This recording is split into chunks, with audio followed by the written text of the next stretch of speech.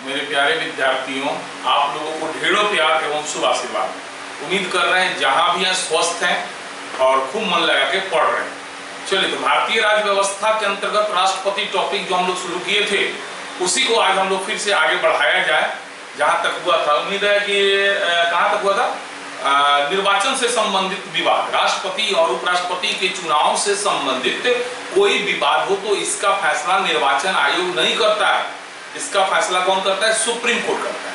चलिए, आज हम लोग एक अति महत्वपूर्ण टॉपिक पे आते हैं जिसका नाम है राष्ट्रपति पर महाभियोग, है ना? राष्ट्रपति पर महाभियोग। तो राष्ट्रपति पर महाभियोग, आप लोग थोड़ा सा इससे परिचित हैं कि राष्ट्रपति को हटाने का जो प्रोसेस है उसी को कहा जाता है महाभियोग। सबसे पहली बात यार ध्यान दीजिए, महाभियोग शब्द की चर्चा, शब्द की चर्चा जो है, शब्द की चर्चा केवल राष्ट्रपति के लिए है किया गया, राष्ट्रपति को हटाने के लिए। ठीक है, महाभियोग शब्द की चर्चा किसके लिए है? तो केवल राष्ट्रपति को हटाने के लिए। महाभियोग के समान जो प्रक्रिया अपनाई जाती है उस प्रक्रिया के अनुसार बहुतों को हटाया जाता है, लेकिन उसके लिए महाभियोग शब्द का चर्चा नहीं। ध्यान दीजिए फिर से, जैसे राष्ट्रपति को हटाया जाता है रफली उसी तरह सर्वोच्च न्यायालय के न्यायाधीश को हटाया जाता है। अब समझ आ रहा है?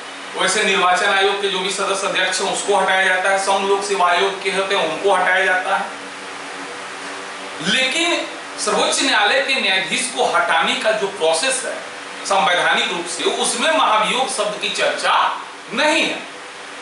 जो संघ लोक सेवा आयोग के अध्यक्ष या सदस्य को हटाने का जो प्रोसेस है उसमें नहीं है, सीएजी में नहीं है, निर्वाचन आयोग में नहीं है। तो महाभियोग शब्द किसमें है? केवल और केवल राष्ट्रपति में। तो पहला सवाल मेरा यहीं से रहेगा आप लोग के लिए कि निम्न में से किसको हटाने के लिए महाभियोग की प्रक्रिया लाई जाती है?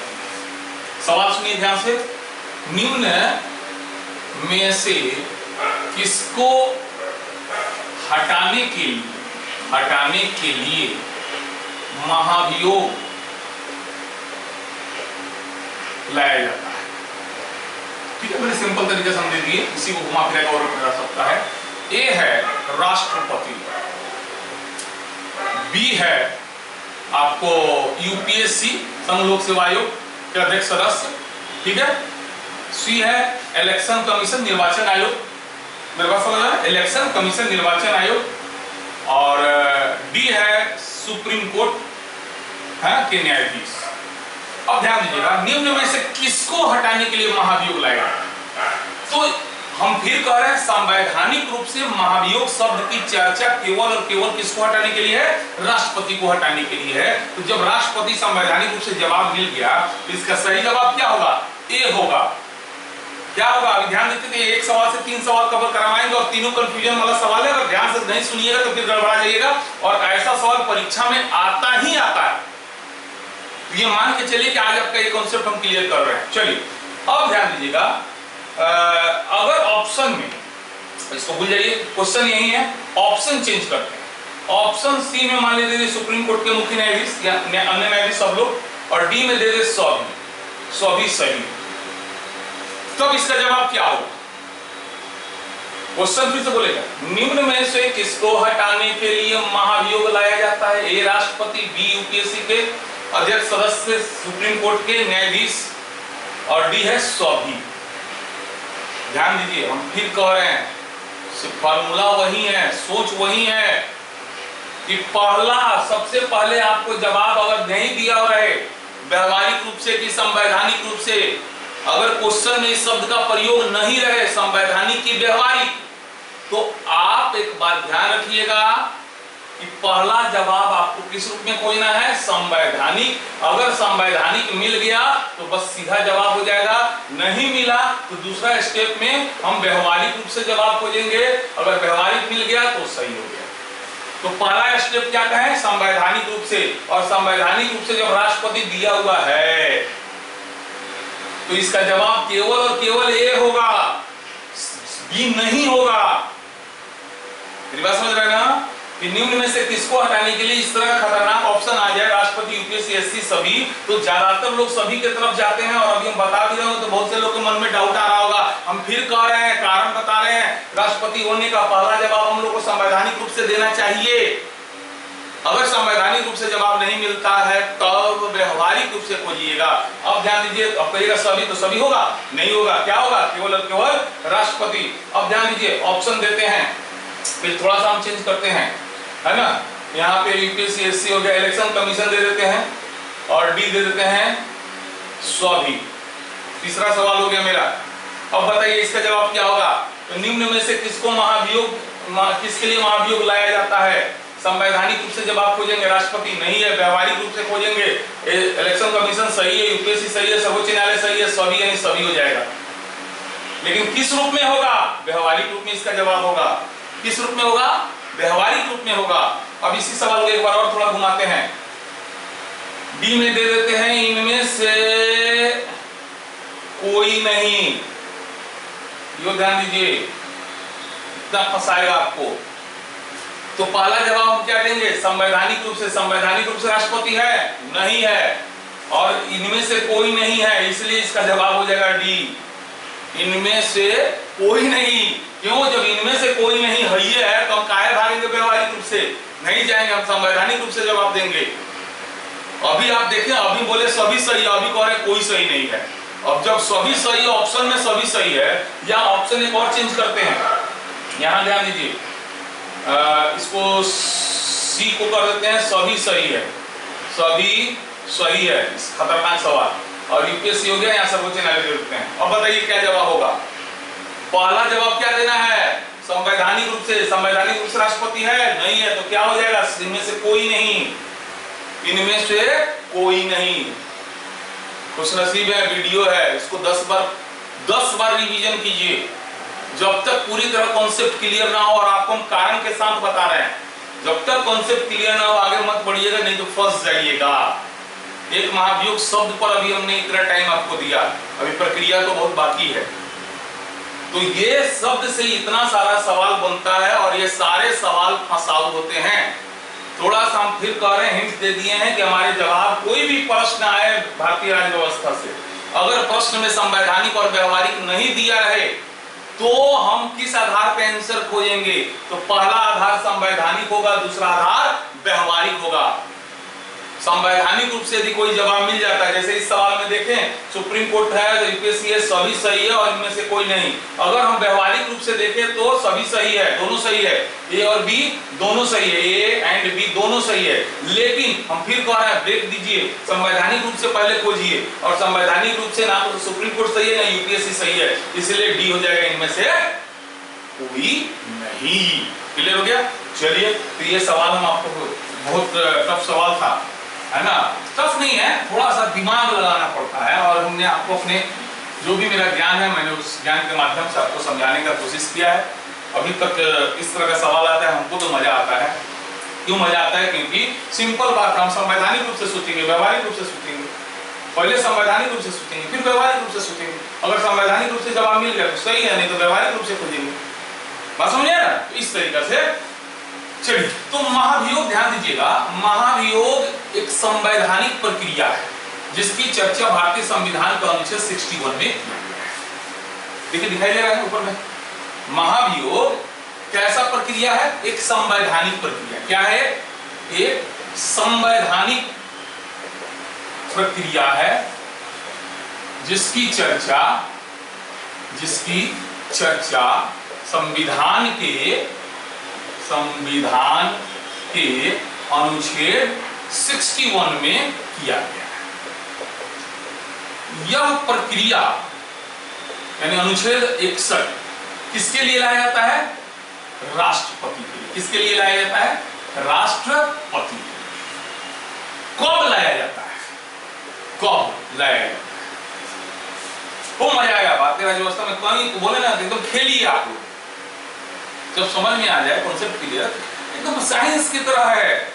कब लाया जाता है? तो कोई का हटाइएगा कब, जब गलत करेगा तब। तो राष्ट्रपति जो संविधान संसद के अंग है, कार्यपालिका के प्रधान है, यानी सारा संवैधानिक एक तरह से पावर तो उन्हीं में है ना। यानी जब संविधान का उल्लंघन करेंगे, ध्यान दीजिएगा, और ये शब्द जो है संवैधानिक है, संविधान में लिखा हुआ अनुच्छेद 61 में। इसलिए अगर परीक्षा में सवाल यह पूछता है, पूछा भी है, पूछेगा भी कि राष्ट्रपति पर महाभियोग किस परिस्थिति में लाया जाता है, तो संविधान के उल्लंघन या अतिक्रमण, संविधान के उल्लंघन या अतिक्रमण जब राष्ट्रपति करेंगे तब महाभियोग उनके विरुद्ध लाया जाता है। लेकिन यूपीएससी वाले ध्यान दीजिए, यूपीएससी वाले संविधान का उल्लंघन किसको माना जाएगा, यानी कौन ऐसा कार्य है जो संविधान का उल्लंघन माना जाएगा, तो इसकी चर्चा सीधे बोलिएगा कि संविधान के उल्लंघन की परिभाषा या यह क्या है, यानी इसकी परिभाषा या यह क्या है, इसकी चर्चा संविधान में नहीं है। यानी संसद जो महाभियोग लाता है उस पर डिपेंड होना पड़ेगा कि वो किस कार्य को संविधान का उल्लंघन मानता है। अगर वो लोग लिस्ट बना के दे देता संविधान सभा कि फलाना फलाना कार्य संविधान का अतिक्रमण माना जाएगा, तो संसद का पावर कम हो जाता। लेकिन चूंकि इसका कोई परिभाषा नहीं है, ये क्या है, किस कार्य को माना जाएगा, इसके बारे में कोई चर्चा संविधान में नहीं है। यानी संसद क्या हो गया, पावरफुल हो गया। तो संसद जब पावरफुल हो गया तो संसद के ऊपर डिपेंड हो गया। चलिए इतना आप समझ गए कि महाभियोग जो है एक संवैधानिक प्रक्रिया है जिसकी चर्चा संविधान के अनुच्छेद 61 में किया गया है। यह प्रक्रिया जो है किसके लिए अपनाया जाता है, राष्ट्रपति को हटाने के लिए अपनाया जाता है। और कब लाया जाता है, तो संविधान के उल्लंघन या अतिक्रमण करने पर इसको लाया जाता है। अब ध्यान दीजिए, थोड़ा सा और आगे बढ़ा जाए। यह जो लाया जाएगा, मान लिया गया सबसे पहले महाभियोग जो है ये कौन शुरू करेगा, कौन लाएगा, कौन लाएगा, ये बहुत वीवीआई क्वेश्चन है। तो जो महाभियोग लगाने का अधिकार केवल और केवल किसको है, संसद को, विधानसभा को नहीं है, विधान परिषद को नहीं है, सुप्रीम कोर्ट को नहीं है, निर्वाचन आयोग को नहीं है। एकदम दिमाग में डालिए, महाभियोग कौन लाएगा, जब भी लाएगा तो संसद लाएगा। जब हम बोल रहे हैं संसद लाएगा तो संसद का कौन सदन लाएगा। अगर सदन विशेष को पावर रहता कि नहीं लोकसभा में लाया जाएगा, नहीं राज्यसभा में लाया जा सकता है, तो हम संसद क्यों बोलते। जब हम कह रहे हैं संसद लाएगा, इसका मतलब सीधा हो गया कि यह जो महाभियोग की प्रक्रिया शुरू करने का अधिकार है वो संसद को है, अर्थात लोकसभा या राज्यसभा में से कोई भी सदन ला सकता है। महाभियोग की प्रक्रिया संसद के कौन सा सदन शुरू कर सकता है, लोकसभा, ए, बी राज्यसभा, सी दोनों में से कोई, डी इनमें से कोई नहीं। क्या जवाब होगा, सी दोनों में से कोई। लोकसभा को इच्छा होगा लोकसभा लाएगा, राज्यसभा को इच्छा होगा राज्यसभा लाएगा। यानी महाभियोग लगाने का अधिकार विधानमंडल अर्थात विधानसभा, विधान परिषद, कुछ केंद्रशासित प्रदेश है उसका विधानसभा, उस सबको पावर बिल्कुल नहीं है, बिल्कुल नहीं है, अंत तक नहीं है, कहीं बीच में भी हस्तक्षेप नहीं है। जबकि देते थे चुनाव में है, लेकिन हटाने में नहीं है। अब यहां ध्यान दीजिएगा, इस महाभियोग कौन लाएगा, कौन भाग लेगा, कौन भाग लेगा। अगला मेरा पॉइंट हो गया कि कौन भाग लेगा। तो आप कहिएगा संसद के दोनों सदनों के निर्वाचित सदस्य। क्या बोलिएगा, निर्वाचित सदस्य। गलत जवाब।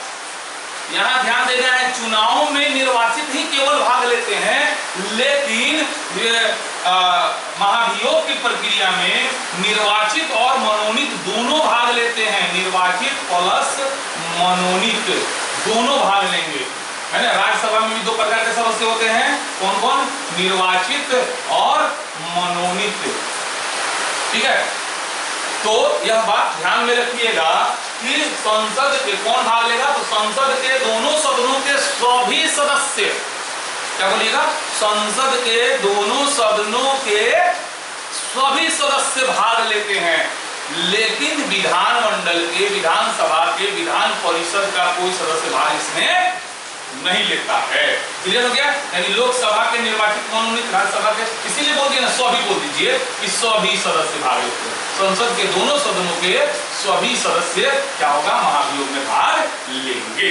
इतना बात समझ, सारे हर पॉइंट से सवाल बनता है, मोस्ट मोस्ट मोस्ट वीवीआई। ठीक है, चलिए आगे बढ़ते हैं। इसमें अब ध्यान दीजिए कौन कहां आएगा, कौन लाएगा, कौन भाग लेगा। अब चलिए, मान लिया तो अभी हम आपको बताएं कि लोकसभा भी ला सकता है और राज्यसभा भी ला सकता है, दोनों में से कोई सदन शुरू कर सकता है। चलिए उल्टे शुरू करते हैं। मान लिया गया राज्यसभा लाया, अधिकार है, ला सकता है ना। तो मान लिया राज्यसभा जब लाया तो राज्यसभा महाभियोग प्रस्ताव को शुरू करने के लिए पहले प्रस्ताव लाना है। यहाँ दो बात होता है, प्रस्ताव, यही सब नहीं समझ में आता है किताब पढ़ने से, प्रस्ताव लाना और प्रस्ताव पारित करवाना, ये दो पॉइंट हो गया। इसी को ध्यान में रखिएगा, समझ में पूरा अच्छी तरह है। प्रस्ताव पहले महाभियोग लाया जाए कि नहीं लाया जाए, इसके लिए जिस सदन में लाने का बात चल रहा है उस सदन का 1/4 सदस्य एग्री होगा। कितना? 1/4 सदस्य यदि एग्री होगा तभी जाकर के प्रस्ताव आएगा। बात समझ गए? और जिस दिन इस 1/4 सदस्य को एग्री करने के लिए लोगों का बैठक होगा, उसके 14 दिन पूर्व, कितना दिन पूर्व? 14 दिन पूर्व राष्ट्रपति को इसकी जानकारी दे दी जाएगी। जिस दिन प्रस्ताव लाना है ना, प्रस्ताव लाने की तिथि के कम से कम 14 दिन पहले आपको इस बात की जानकारी राष्ट्रपति को देनी होगी कि आपके विरुद्ध महाभियोग प्रस्ताव लाया जा रहा है। ठीक है, अब देखिए, तो 14 दिन पूर्व नोटिस दे दिए, प्रस्ताव आ गया, 1/4 सदस्य कहेगा कि हाँ हटावे वाला प्रस्ताव शुरू करल जाओ, कबे शुरू हुई? कम से कम 1/4 सदस्य कही कि हाँ शुरू करल जाओ, कब शुरू हुई? अब जैसे 1/4 मान लिया सहमति दे दिया तो प्रस्ताव आ गया। अब प्रस्ताव जब आ गया तो उस प्रस्ताव को क्या करना है? पारित करना है। तो उसके लिए एक डेट फिक्स किया जाएगा, उस दिन वोटिंग कराया जाएगा राज्यसभा में ही, केवल उसी सदन का बात चल रहा है। ये सब काम कहाँ हो रहा है? राज्यसभा में हो रहा है। मान लिया इधर भी हो सकता है, सेम चीज को इधर ला दीजिए, लोकसभा में भी शुरू कर सकते हैं। तो ध्यान दीजिएगा, प्रस्ताव आ गया, उसके बाद होगा क्या? प्रस्ताव पारित करना, और उसके लिए वोटिंग होगा। यदि 2/3 उस सदन के कुल सदस्य के कितना?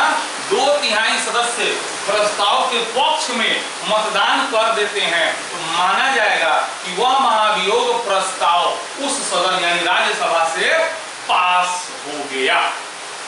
अब जैसे वो सदन पास कर देगा, दूसरा सदन में जाएगा, तो यहाँ पे दूसरा सदन कौन हो गया? ऑटोमेटिक लोकसभा हो गया।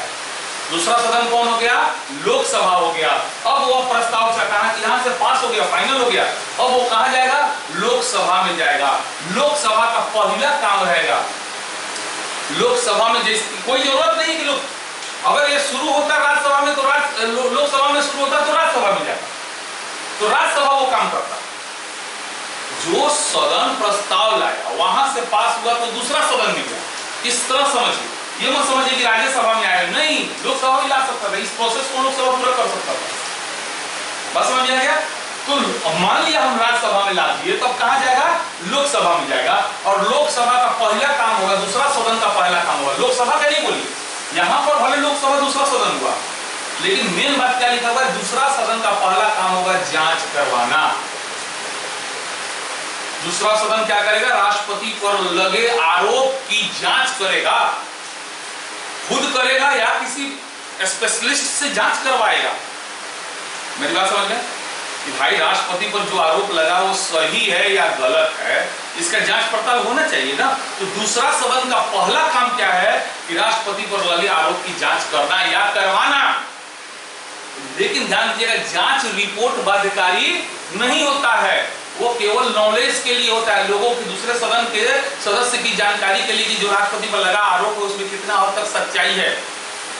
और जांच जब शुरू होता है ना, तो उस जांच के दौरान राष्ट्रपति खुद या अपने प्रतिनिधि के द्वारा इसमें सफाई देंगे। इस जांच कमेटी को क्या करेंगे, इस जांच में राष्ट्रपति, ध्यान दीजिएगा इंपॉर्टेंट है, राष्ट्रपति स्वयं या अपने प्रतिनिधि के माध्यम से, अपने प्रतिनिधि के माध्यम से सफाई देंगे कि हाँ भाई बात गलत बा, हाँ भाई बात सही बा, हाँ भाई हेंगा होंगे कुछ करे। उसके बाद क्या आ जाएगा, जांच रिपोर्ट आ जाएगा। अब जांच रिपोर्ट आ गया, सब लोग पढ़ लिया, या कोई जरूरी नहीं है कि जो जांच रिपोर्ट आया उसको सब लोग माने। उसके बाद होगा वोटिंग। तीसरा स्टेज में क्या होगा, उस सदन में, दूसरा सदन में क्या कराया जाएगा, वोट कराया जाएगा। यदि उस वोट में 2/3 लोग, उस सदन के कुल सदस्य के 2/3 यदि कहता है कि यह प्रस्ताव सही है, राष्ट्रपति को हट जाना चाहिए, 2/3, कितना 2/3, तो उसी क्षण से राष्ट्रपति क्या हो जाएंगे, पद मुक्त हो जाएंगे। ये था प्रोसेस, समझ में आ गया। एक बार रफली, सबसे पहली बार महाभियोग का प्रस्ताव संसद के किसी भी सदन में लाया जाएगा। जिस सदन में लाया जाएगा, प्रस्ताव लाने के 14 दिन पूर्व राष्ट्रपति को सूचना दे दी जाएगी। उसके बाद क्या होगा, प्रस्ताव लाया जाएगा। प्रस्ताव लाने के लिए 1/4 सदस्य का सहमति जरूरी है। उसके बाद वोटिंग होगा उस सदन में। वोटिंग में 2/3 से पास हो गया तो माना जाएगा पहला सदन पास कर दिया। उसके बाद दूसरा सदन में जाएगा। दूसरा सदन का पहला काम जांच करवाना। जांच के दौरान राष्ट्रपति स्वयं या अपने प्रतिनिधि के माध्यम से सफाई देने का अधिकारी होंगे। जांच रिपोर्ट आने के बाद उस सदन में वोटिंग कराया जाएगा। यदि वोटिंग 2/3 बहुमत से पास कर दिया तो माना जाएगा राष्ट्रपति पर महाभियोग पास हो गया। राष्ट्रपति हट जाएंगे, पद मुक्त हो जाएंगे, समय से पहले हट जाएंगे।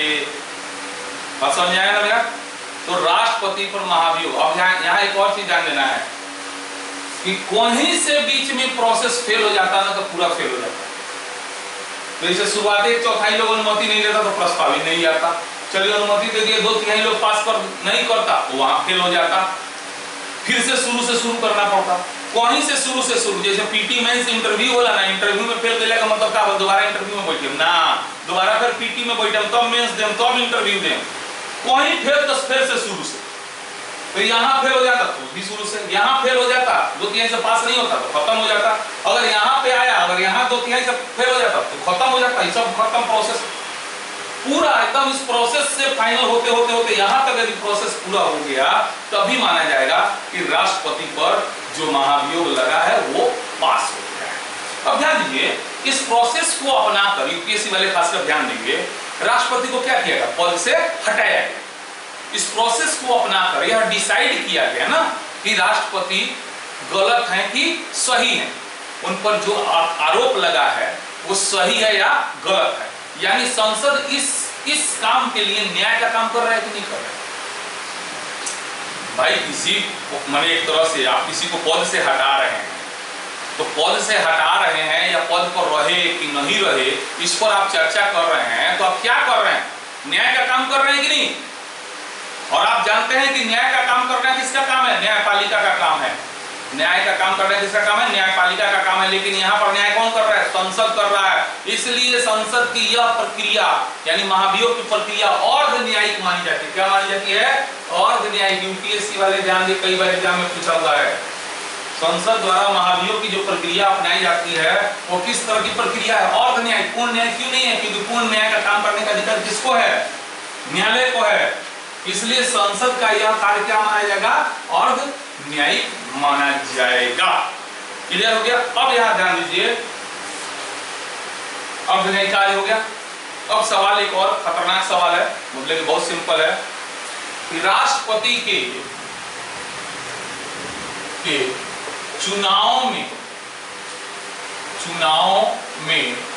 भाग लेते हैं, इनको महाभियोग में नहीं, महाभियोग में नहीं। दूसरा सवाल, राष्ट्रपति के चुनाव में भाग नहीं लेते लेकिन महाभियोग में लेते हैं। कौन? महाभियोग में लेते हैं। एक और सवाल सुनिए, राष्ट्रपति के, ये नहीं पूछा हुआ है तो पूछा हुआ है, तीसरा पूछा जा सकता है, राष्ट्रपति के चुनाव और महाभियोग में भाग लेने वाले कौन कौन होते हैं? दोनों में विभाग, दोनों में भाग लेने वाले कौन कौन होते हैं? ये 3 सवाल दिया। पहले वीडियो को पॉज करके इसका जवाब खुद आप लोग दे दीजिए, उसके बाद कंटिन्यू वीडियो को कीजिए और देखिए आप लोग कहां तक सही बता पाए। हमारा सवाल था, पहला सवाल यह था कि राष्ट्रपति के चुनाव में भाग लेते हैं किंतु महाभियोग में नहीं लेते हैं। अब यहां ध्यान दीजिए, जैसा आप लोग जानते हैं कि संसद के दोनों सदनों के यानी लोकसभा के और राज्यसभा है ना, राज्यसभा के केवल निर्वाचित सदस्य भाग लेते हैं ना, याद आ रहा है? केवल निर्वाचित लेते हैं, मनोनीत नहीं लेते हैं। ठीक है। उसके बाद सभी राज्य के विधानसभा क्या बात आ गया है ना, विधानसभा के निर्वाचित सदस्य भाग लेते हैं। उसके बाद आ गया केंद्र शासित प्रदेश दिल्ली और पुडुचेरी विधानसभा के निर्वाचित सदस्य भाग लेते हैं। इतना लोग भाग लेता है।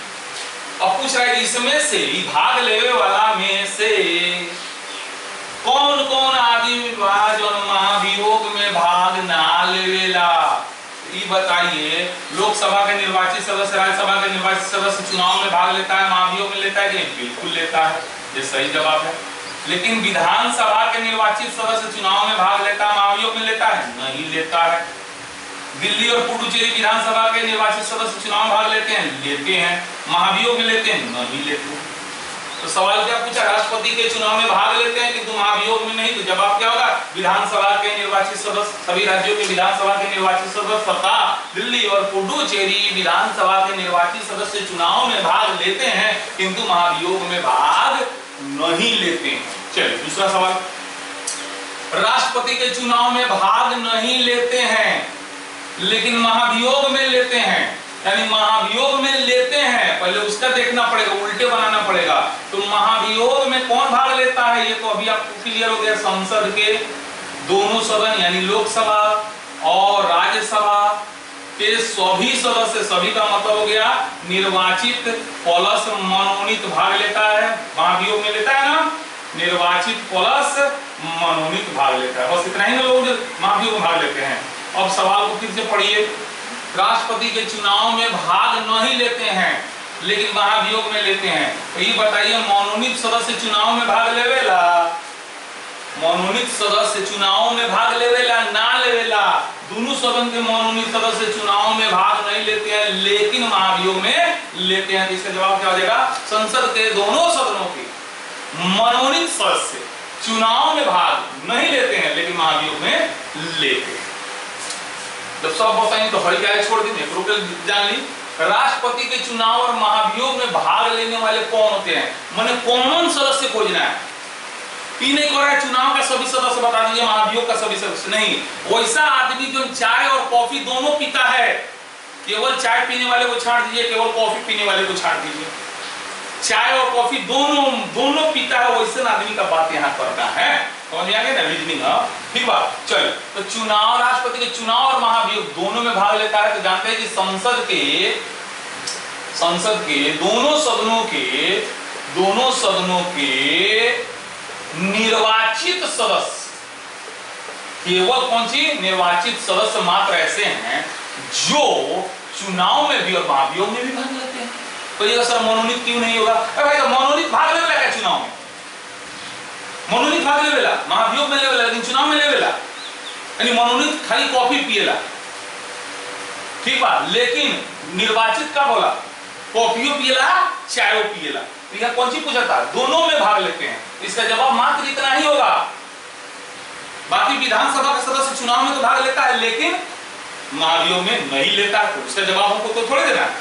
चुनाव और महाभियोग दोनों में भाग लेने वाले सदस्य मात्र संसद के दोनों सदनों के केवल और केवल निर्वाचित सदस्य। चलिए, बहुत बोली, मुंह दुखाकर इतना भयानक महाभियोग ना कि पढ़ाई बा ना पढ़ाई वादा बा पी गल बनी ऐसे बतानी और A to Z बात बता दिए हैं। क्वेश्चन को क्वेश्चन बैंक के महाभियोग से संबंध। हाँ एक और बात तथ्य कई लोग नहीं के पढ़े सर, आज तक भारत के कौन राष्ट्रपति पर महाभियोग लावल गए बा?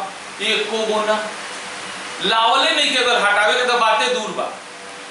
बात क्लियर हो गया? चलिए अब क्वेश्चन को क्वेश्चन बैंक उठाई, सवाल बनाए, ना बने दम कमेंट करी कि सर नीचे बना फलाना चिलाना ढेकनवा, ठीक है। और इसको बार बार देखिए, काफी इंपॉर्टेंट है और यूपीएससी बीपीएससी वाले मुख्य परीक्षा का सवाल है, महाभियोग पर टिप्पणी करें, सारा प्रोसेस लिखना होगा, याद रहेगा तभी ना लिखिएगा। अब बाकी ऑब्जेक्टिव में तो रामबा नहीं है, ठीक है। आज के लिए इतना रहने दिया जाए। चलिए बहुत बहुत धन्यवाद।